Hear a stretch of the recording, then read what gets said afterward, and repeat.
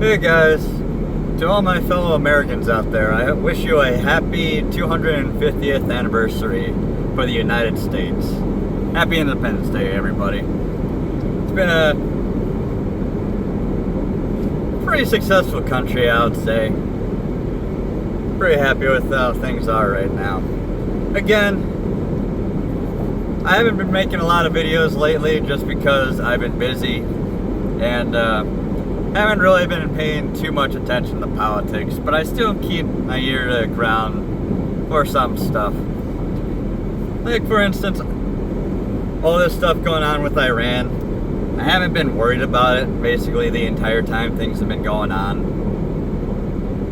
We have unfortunately lost a few service members here or there. And this has been a war that both parties have wanted since the hostage crisis under, oh God.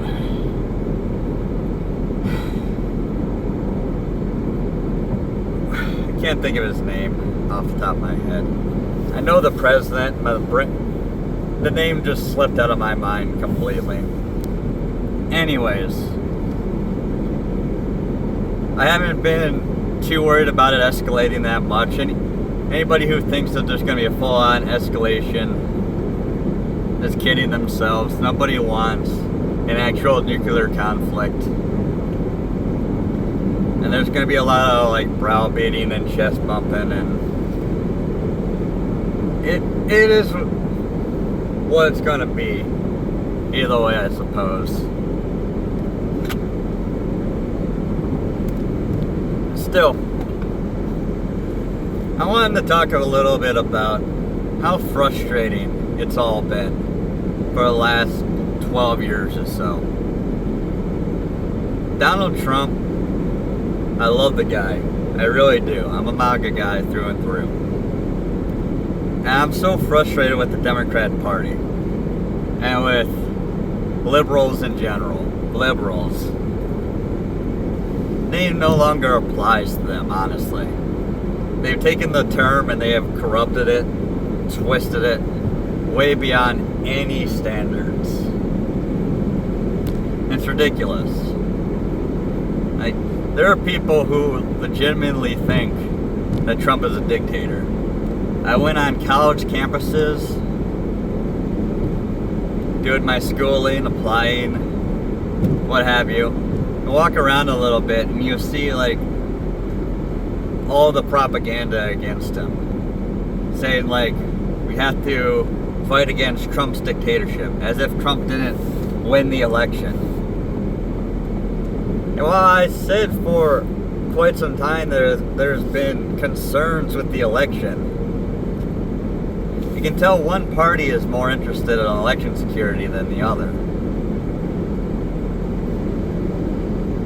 And when you're walking around and you see outright like stickers on college campuses that have the hammer and sickle advertising a literal communist party within the United States. And I mentioned this before, but if you look even through Wikipedia, which is a very left-wing, very controlled platform, where people have been organized for quite some time, and the very owners who use it are very left-wing. If you look through the list of American parties on Wikipedia, all the minor ones, all the ones that have been involved in elections, who put up their own candidates, who endorse Democrats, what have you, you'll find that there's dozens and dozens of communist, socialist, and other left-wing parties. And then you'll find that there are two white supremacist or neo-fascist parties. As if communism hasn't led to millions upon millions upon millions of people being slain throughout the world. And as I go through my YouTube videos, haven't been watching a lot of political videos, but you get a bunch of stuff like from The Simpsons or from Family Guy, what have you. And while those shows have always been there to showcase some political discourse going on in the modern times, some like parodies or pop culture references, for decades now, shows like that, South Park for example, and The Simpsons, will make references to both the Democrats and the Republicans. And you can tell which side that the writers are on.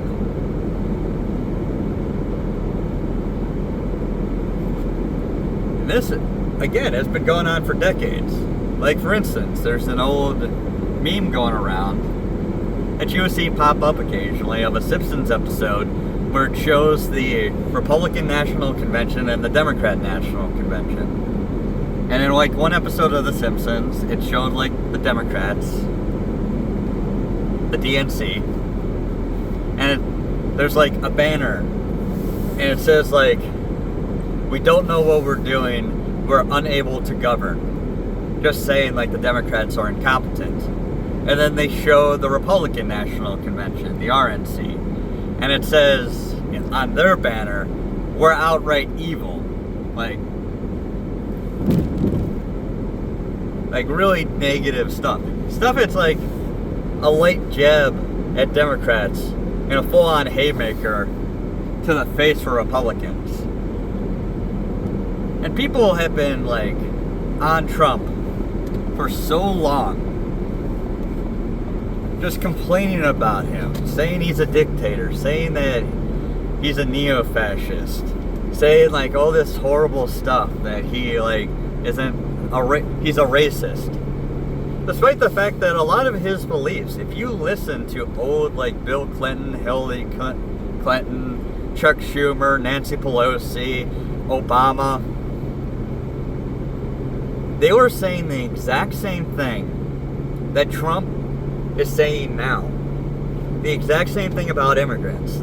There's a video of an Obama speech when he was president saying that we shouldn't have illegal immigrants in this country. That if people are going to come here, they need to speak English. They have to speak our language.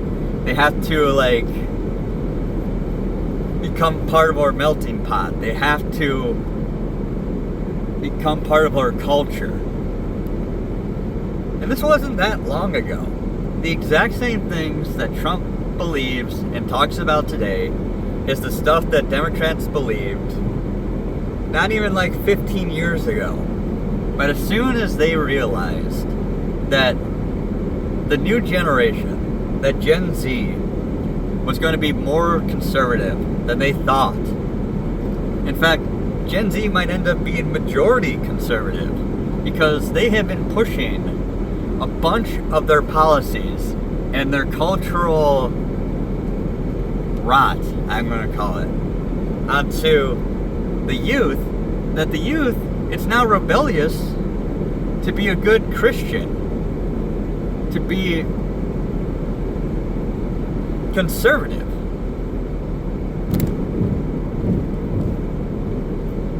It's almost like being Christian is the liberal path nowadays. And to be fair, while Christianity has, in some cases, kept people back, it has been the belief of Christians that every human being has innate God-given rights.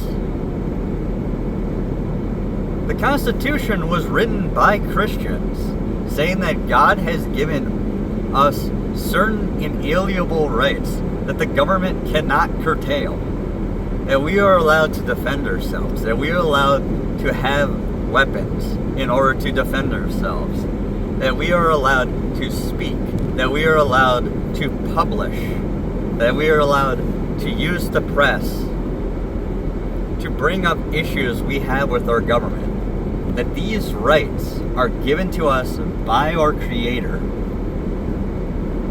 and that no government has the right to take it away from us. And you see some people, for example, I went to like downtown Lansing, walking through Michigan State University campus. And there's a bunch of bars and restaurants and like shops over there. And I saw one that had a sign talking about Jesus. And it was like all these little toy Jesuses, like this big, in the window, saying like, Jesus loves you, he cares about you, he wants you to live a good life, and what have you. And then in the same store window, there's one of those signs that say, I believe that no human is illegal, that like Black Lives Matter, and all that stuff. And then in the shop door, there's like one of those new LGBT flags. One of the ones that had the pink, the purple, the black, the brown, and what have you. And it's just so bizarre to me. If you're not aware, birthright citizenship has just been ruled on, again, by the Supreme Court. And they have upheld it.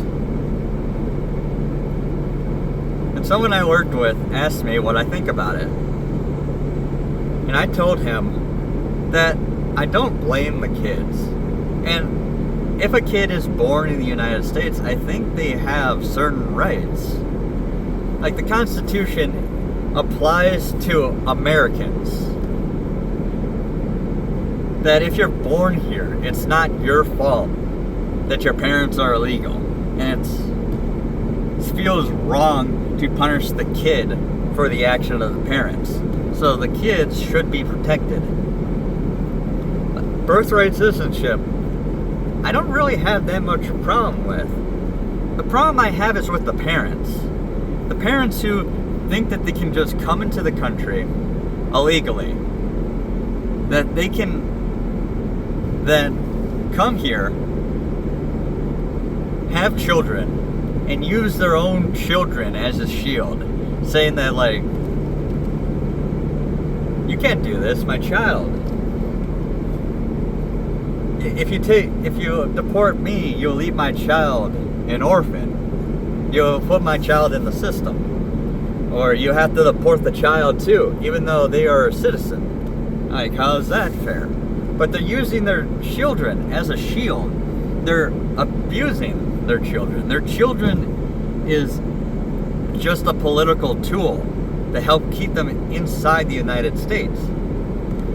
That's the whole thing about anchor babies. And I'm sure some people come here, they start having a better life, they can make a little bit more money, they can afford a house, and then they're just like so happy to be here that they have a child just like any normal person would want, and then they don't realize what kind of hardship they're putting their own children through by doing that. And I can understand that to some extent. But on the other hand, that is not what a lot of these people are doing. They're literally holding off having children until they get here. And not only that, the United States in general, we're currently in the midst of a housing crisis. My problem with illegal immigrants, a lot of people's problem with illegal immigrants, is that they don't go through the proper channels. They're not here. We don't know who they are. Like, they're not here.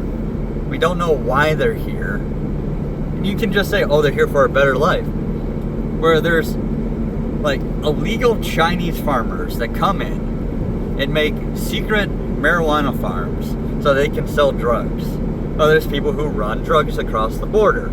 Or there's people who come here who want to like produce fentanyl or sell stuff like that killed thousands upon thousands, tens of thousands of Americans.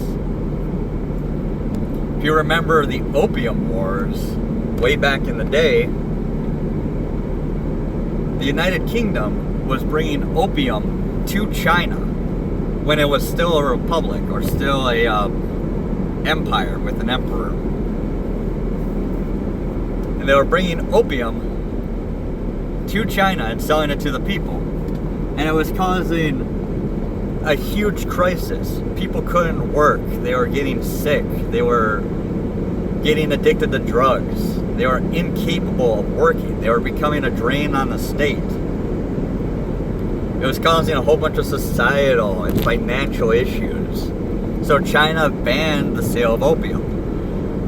So, since the United Kingdom was making so much money off of it, they actually went to war with China and brought in a bunch of other European countries. And I think they even brought in some troops from the United States as well and beat China into submission. And then said, they took over Hong Kong and said that you have to allow us to sell this dangerous drug to your people. And if you don't, we will put huge pressure on you. We will destroy you if you do not allow us to bring this poison into your country. And China just had to accept it. And I believe at that point the emperor was overthrown and a democratic government was installed, and they promised to solve the issue. And they were also incapable of solving it. And the same thing is happening with China nowadays. They are bringing in fentanyl into Mexico, bringing the materials across the border, and producing the actual fentanyl within the United States in order to poison our people. It's the same tactic that the United Kingdom used against China back over 150 years ago. And some people might say, well, what comes around goes around. But two wrongs don't make a right. We shouldn't be allowing this to happen. And one way to prevent it is to stop illegal immigration. To make sure that people who are coming here actually want to be part of this country. That they aren't here just to siphon up resources or poison our own people.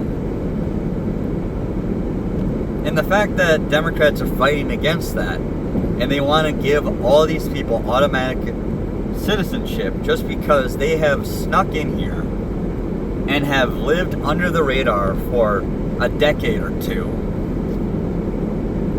I'm sure there's some people out there who, maybe even a lot of people, who have been here illegally for a long time, and all they wanted was a better life. And they couldn't get through the system for whatever reason. And I feel sympathy for that. But they have brought in a lot of people who have joined gangs, who have fallen to crime, or hide criminals. People who are their friends, their families, who are legitimately dangerous to our people, that they have protected. And we cannot allow that. And just giving them free reign to run through this country. And there's other problems too.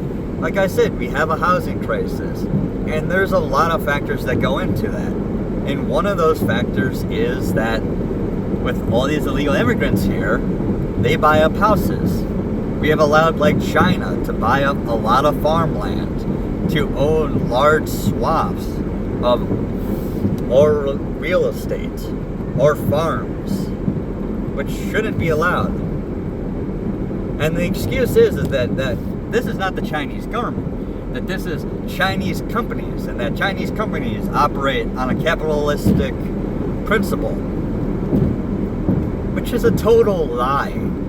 Every single company in China is required to have a member of the CCP, the Chinese Communist Party, as part of their board of directors. It is a requirement. There is no company inside of China that is completely independent. Many companies that aren't owned by China, that operate within China, have to get inspected or otherwise monitored by the Chinese government. And the Chinese government steals our technology, steals our trade secrets, steals our manufacturing processes, and then builds companies that violate our copyrights, that violate our patents, and they undercut our companies, subsidizing their own products to drive our companies out of business, so that the only capability for us to get or technology is through these products, is through their companies, and then they can increase the prices, which is why Trump wanted to embargo them in the first place. And every step of the way, the Democrats have fought against Trump. Again, he has only said the very things that Democrats agreed with 15 years ago. But because he did what they promised they would do, better than they did. Now, Trump hasn't been completely successful, but he's been more successful than the Democrats have been. But because Trump has delivered more than the Democrats have, the Democrats have to fight against Trump. That means they have to go back on what they believed in. Because if they can't do what Trump does, if they can't uphold the things that they promised they would do, then they can't preach the same things that Trump has promised. So they have to pretend, they have to act as if what Trump does is evil, that they never believed what Trump currently believes. Because if they say that they're going to do what Trump is doing, but better, they can't live up to that. They can't succeed better than Trump has done. That everyone will realize they're full of shit. So they have to do the opposite. They have to promise to do the opposite of what Trump does, even though they know it will hurt the country. And they will blame it on Republicans, say that, well, Trump promised to fix these things and he didn't, or what have you. And for COVID, for example, California, every Democrat state, used to be a very Republican state. They elected Arnold Schwarzenegger as their governor, who was a Republican, who was a foreigner, who came to the United States and became naturalized.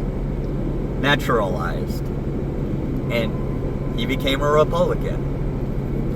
And then when Ronald Reagan came in, he saw that California had millions and millions of illegal immigrants.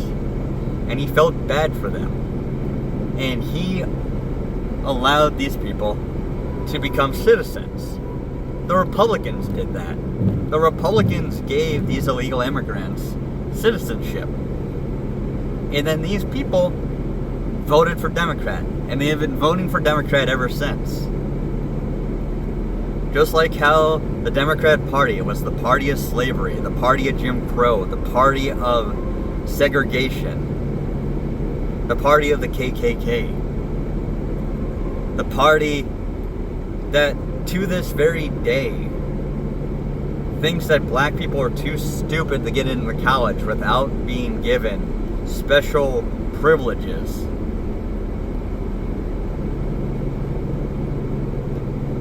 Democrats who run college campuses, who reject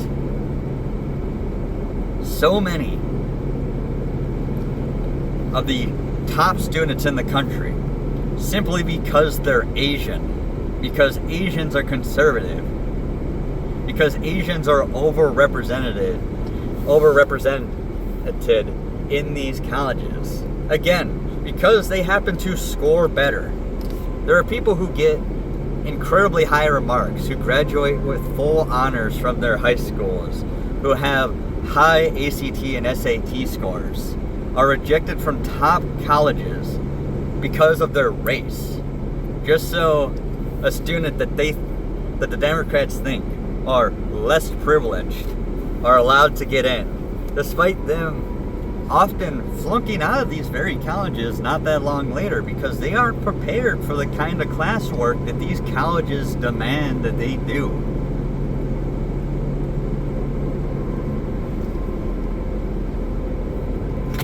The Democrats are still the racist party here. And you will see on a lot of these shows, a lot of these cartoons, it's like they'll say that, well, fascism can't be on the rise in like this or this time period because there's no Donald Trump figure that's against immigrants. And literally, I have seen clips where they outright say stuff almost exactly like that in these cartoons. Like, they'll do like a Family Guy like skit, or like they'll have like an episode where like the Family Guy crew is in like the 1800s or whatever in Europe or something like that. And they'll talk about like,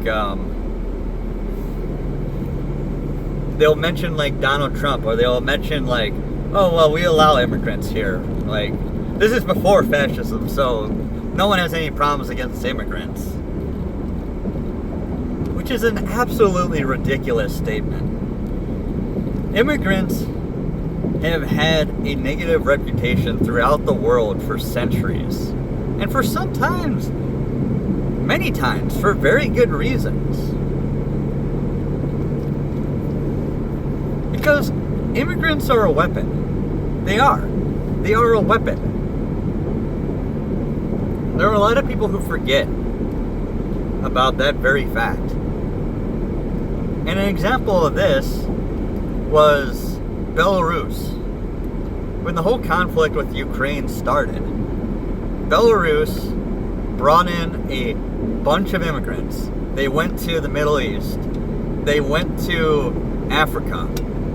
And they promised these people that if they come to Belarus, they'll be given free passage into Poland, into Europe, so that they can go into Europe to get jobs. And Belarus brought in people by the thousands, the tens of thousands, and then told these people to go to the Polish border so that these people would go into Poland. And Belarus didn't filter any of these people. They didn't like do background checks. They didn't check these people. They didn't interview anybody. They knew that a lot of these people would be drug dealers, criminals, religious extremists, that kind of thing. People that would harm Poland, would harm Europe.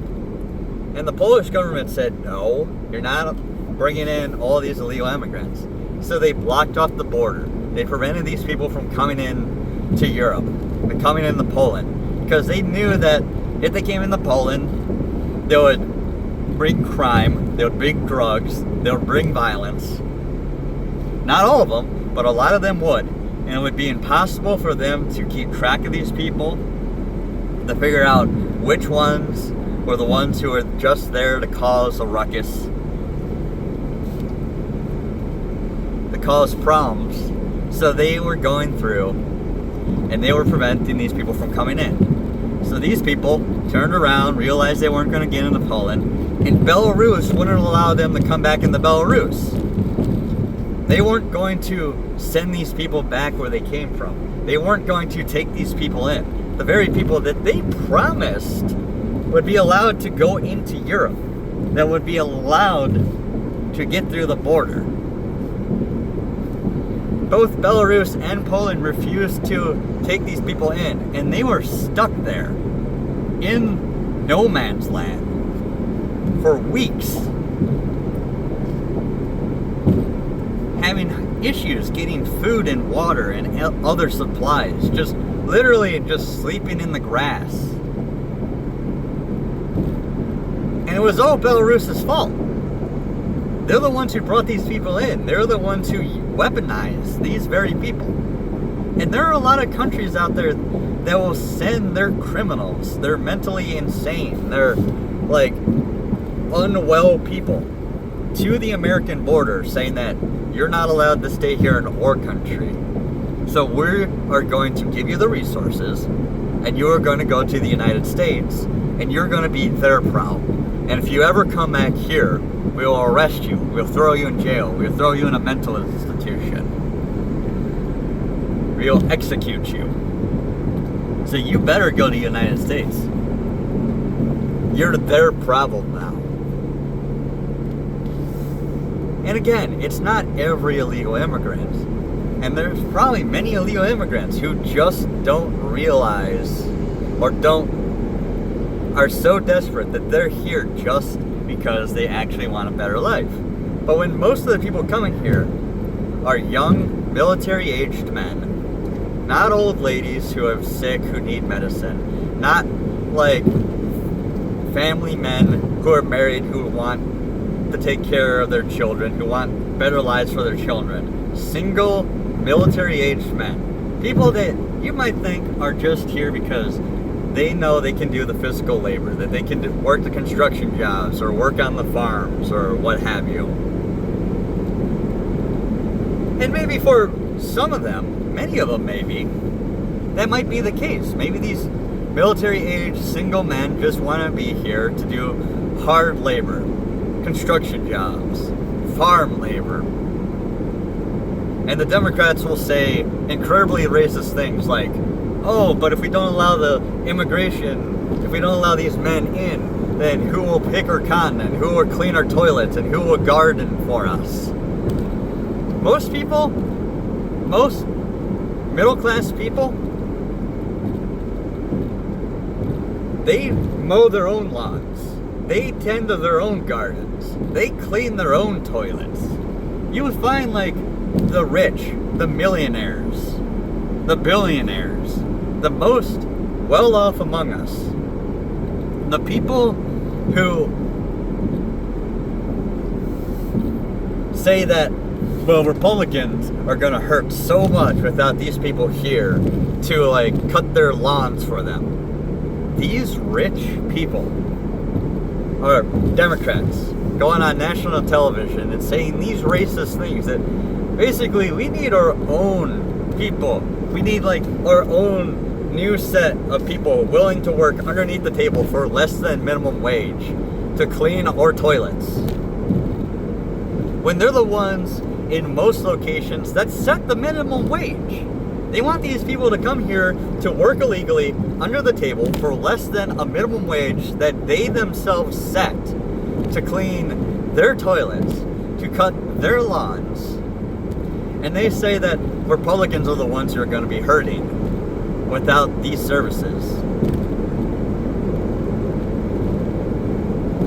I could complain so much.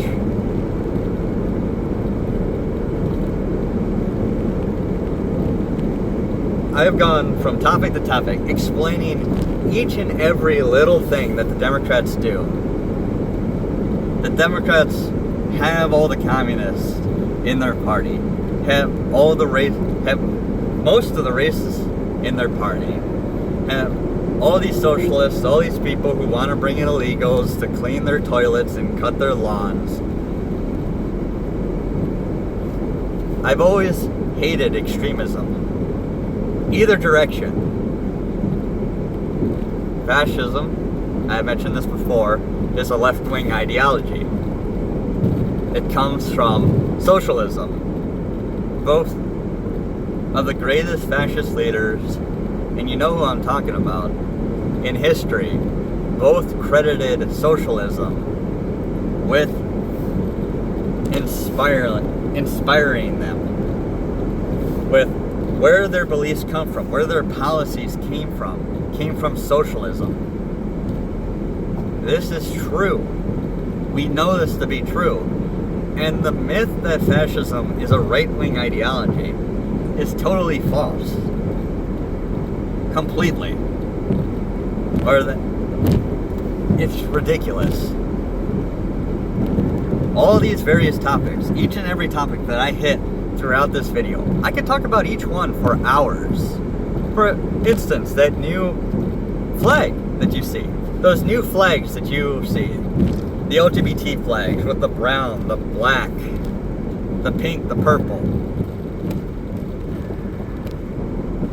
the ones with the triangle, I don't know. Those are all copyrighted, all patented designs to feed some corporation, the very corporation that Democrats supposedly fight against.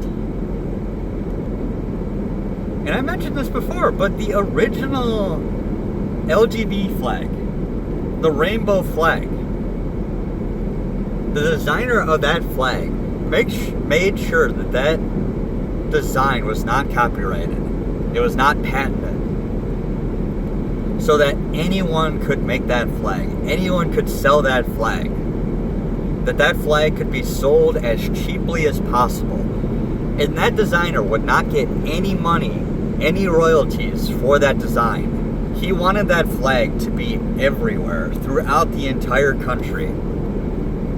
Giving the design away for free for anyone to use. That was the point of that flag. So that anybody could get that flag cheaply.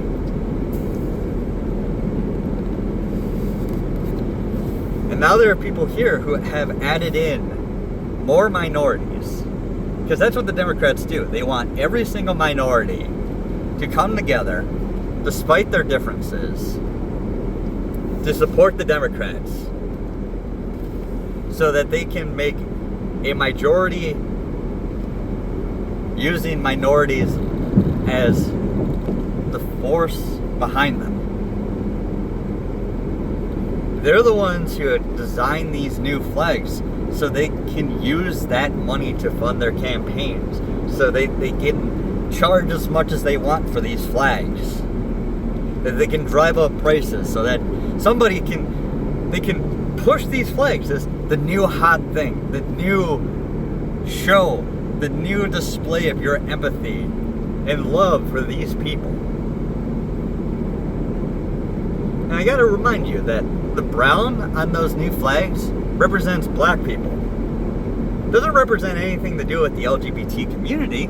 It's just a race thing. They have added in race into this equation. And when I say they bring all these minorities together that have opposing beliefs, for instance, they try to bring as many Muslims, as many, followers of Islam into the Democrat Party, despite the fact that many Muslims are not fans of the LGBT community.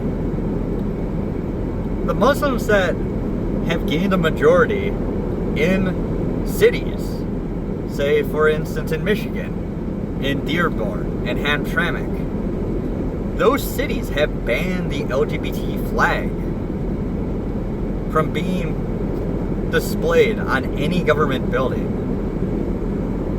on any government-owned property, because they hate LGBT. Muslim countries out there in the world, like Palestine, that the Democrats and the LGBT community are so desperate to protect, have very anti-LGBT policies in place, to the point where they stone these people, that they throw them off buildings, that showing any positive attitude or support for gay people or any sexual attraction to somebody of the same gender is rewarded by death.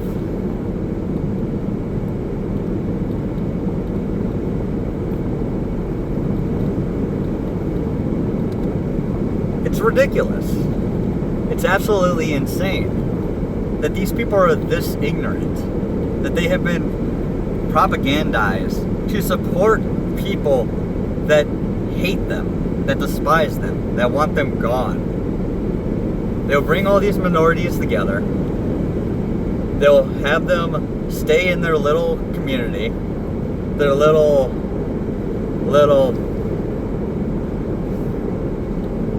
I hate to say it, but in many times, they will be put in their own little ghetto. There will be like a city that's a majority like black, or a city that's majority Muslim, or a city that's majority of Hispanic, what have you. And in these cities, they'll go and promise each of these cities something different. They'll say that, you're a city of Muslims, people who practice Islam, so we'll give you these benefits. We'll allow you to do whatever you want with these things. And we'll make sure that there's nothing in your community that's LGBT. You will not have to deal with anything having to do with that. And then they'll go to a community that supports LGBT stuff, and then they'll promise them the exact opposite. They'll say that we'll give you everything you need to do whatever you want. And they will segregate people. They will separate them. They'll make sure that these communities do not mix.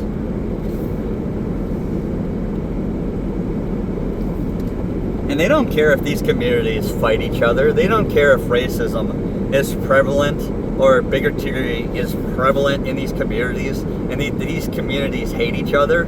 As long as these communities all support Democrats, they don't care that these communities get into violence with each other, that they form their own gangs and these gangs go against each other. They don't care. As long as they're all under the Democrat thumb, they'll allow these people to do whatever they want, even if it violates basic rights and principles of the United States. As long as these people check that D when they go to the ballot box.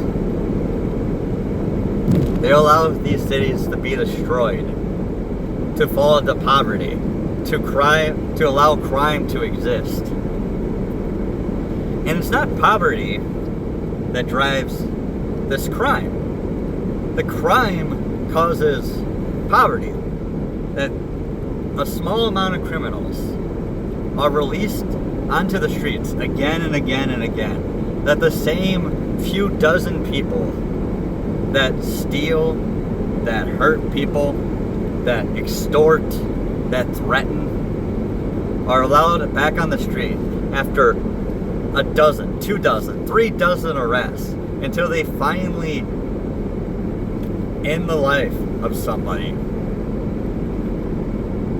These criminals drive businesses away, drive people to leave these communities, destroy these communities, burn down buildings, threaten the lives of innocent bystanders until so many people have left, so many businesses have left, that these communities are so abandoned that the streets can't be maintained because there's not enough tax revenue left. And the criminals have gained full control over the city, where corruption is rampant within the political class. And it's not just Democrats that are corrupt. I know that, you know that. There are a lot of corrupt Republicans as well. And people will say that, well, Trump's corrupt, that his family's corrupt. McConnell is corrupt, what have you. And I agree with McConnell being corrupt. But guys like Trump, they stand on principle. They actually practice what they preach. They actually try to uphold their campaign promises. And Trump is probably one of the least corrupt politicians that there is. That they have tried, the Democrats I mean, have tried to get Trump arrested for everything, anything and everything, accusing him of every crime imaginable. And even in these far left-wing enclaves, where they have activist judges and left-wing juries, they can't find any evidence, not enough evidence at the very least, that Trump is actually violating any laws. And as Trump told Hillary Clinton during their debate in 2016, is that he hasn't violated any of the laws that they accuse him of. Because he's using the same exact loopholes that Democrats put into place to benefit Democrat donors. Those corporations and those extremely wealthy people who donate millions upon millions upon millions of dollars to Democrat campaigns. That Trump is just using the system that Democrats have created to allow their own political class to do whatever the hell they want. And they weren't going after Trump when Trump was funding Kamala Harris's Senate campaign in California, which, that's true, by the way. Trump was a huge donor to the Democrats back in the day, because a lot of stuff that Trump believes in, again, is the very stuff that Democrats promised to do. Trump has spent a good portion of his life as a Democrat, registered as a Democrat, supporting Democrats, paying for Democrats' campaigns, speaking for Democrats.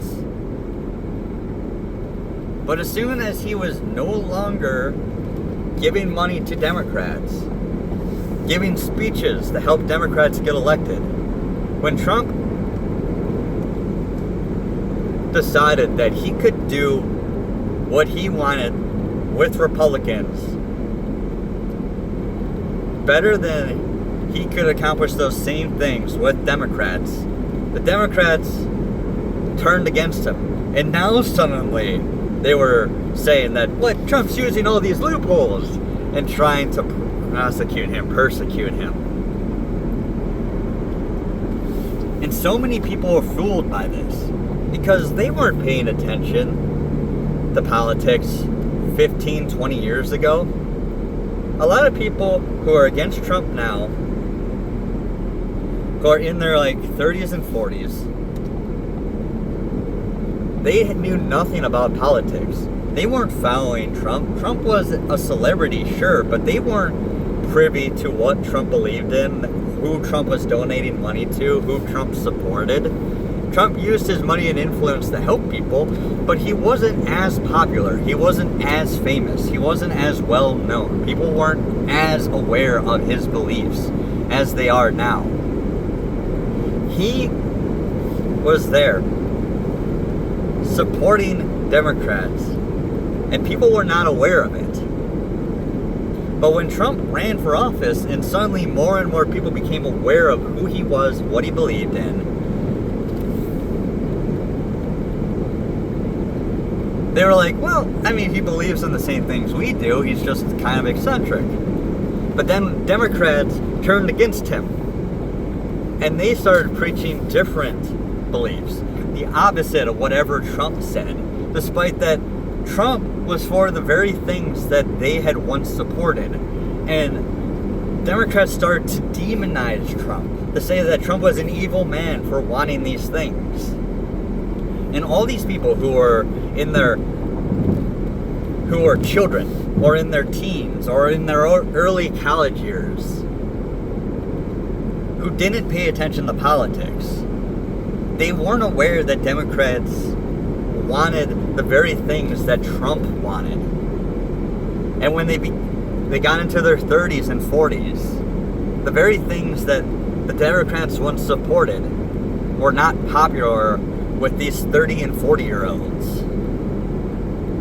So Democrats could easily switch from their old beliefs to this new generation's beliefs. And then they could demonize Trump.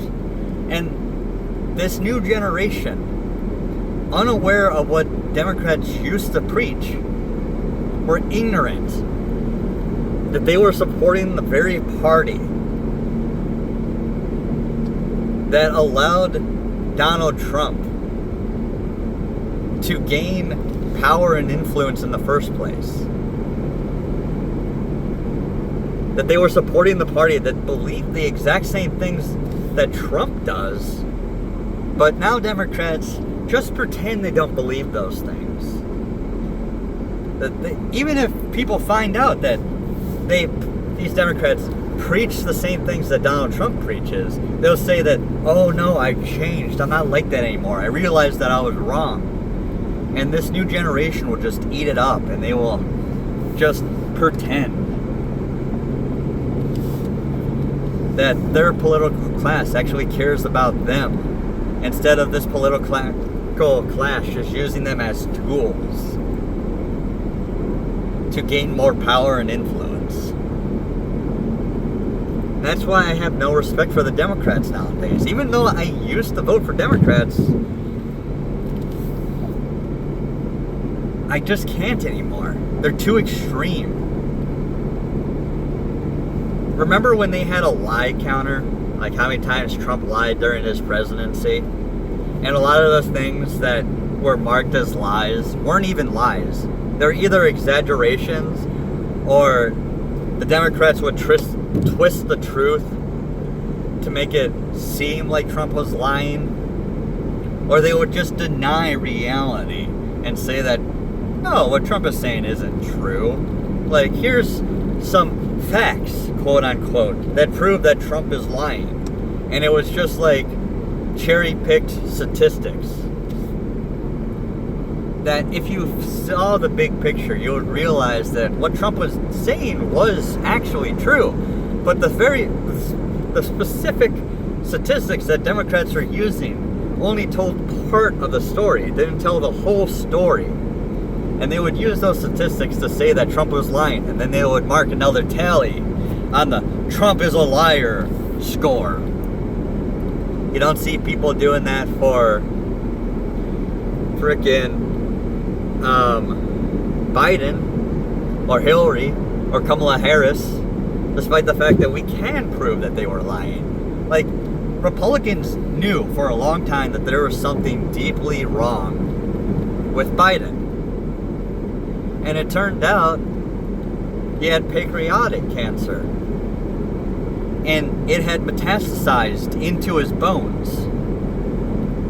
And if you're not aware, for pancreatic cancer, for it to metastasize in the bones, you have to have the disease for a very long time. In fact, that would mean he had the cancer before he ran against Trump in 2020. And there's no way they didn't know. Which means that throughout his entire tenure as president, Biden was going through cancer treatments, which are very hard on both the body and the mind, causing weakness, fatigue, confusion. And people would say, oh, Biden just had a childhood stutter. Even though you can watch old clips of Biden in Congress suspiciously not having any kind of stutter, being able to speak perfectly fine. And it was very clear for quite a long time that Biden's mental acuity had decreased. And then they would claim that Trump is the one whose mental acuity has decreased. And yes, you can say that Trump speaks a little bit slower. He's a little bit more confused now and again. He doesn't understand modern terminology. He doesn't understand modern culture as much as a young man does. But Trump still preaches the same things that he has always preached. He still makes sense. You can still understand what he's trying to get across. You can still understand what he means. He's a little bit slower now. He's older. But he's not confused. He's not like completely lost. He knows how to walk. He knows how to get off stage, for example. Where you can see Biden looking around. He's like, where do I go? What is there somebody giving me a signal? Like, He doesn't remember like what the instructions were that he was given before the speech started. He doesn't remember which direction he needs to go. Somebody has to lead him off stage. Trump may not be at his peak. He may not be as good as he once was, but he's still fully aware. And they'll say like, oh no, he's the one who's got dementia. And it's just an outright lie. Well, they say that Biden is better than he's ever been, which is also an outright lie. You get older, your mind gets slower, you talk a little bit slower, you walk slower, your muscles, your bones are a little bit more stiff. Both Biden and Trump show their age, but Biden has so many more issues that are so obvious that even the average person looking at it can see that if they actually watch the speeches, they can see it in him, that there's something deeply wrong there. Whereas the Democrats exaggerate Trump's own issues and downplay Biden's.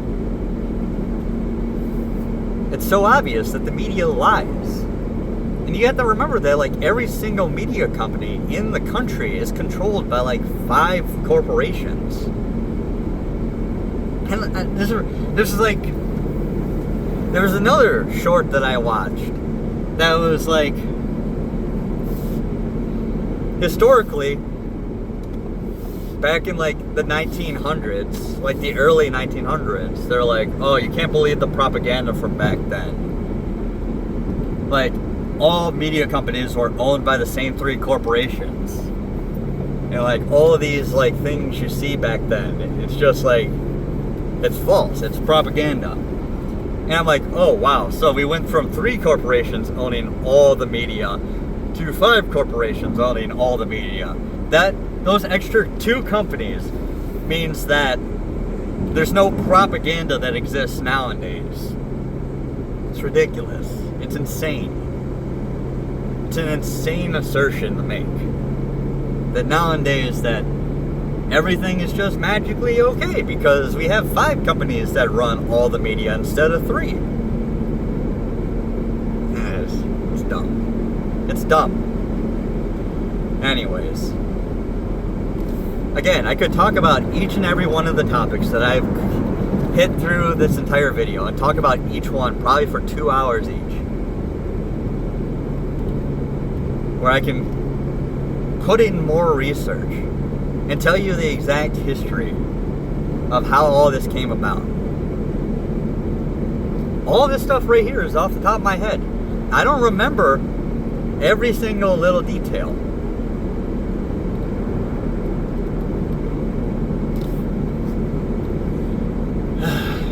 I can tell you the situation is much worse in some cases than you think it is. But I'll leave it at that.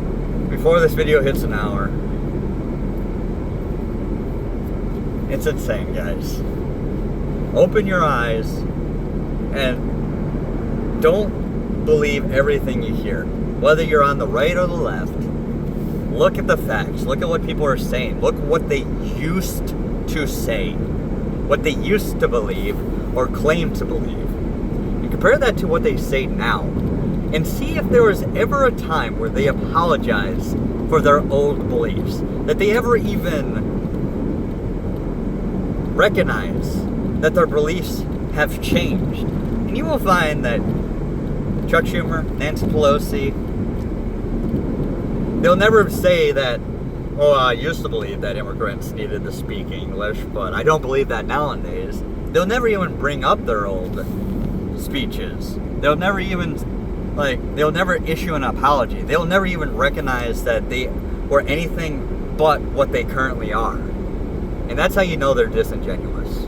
But yeah, I'll leave it there. Bye, guys.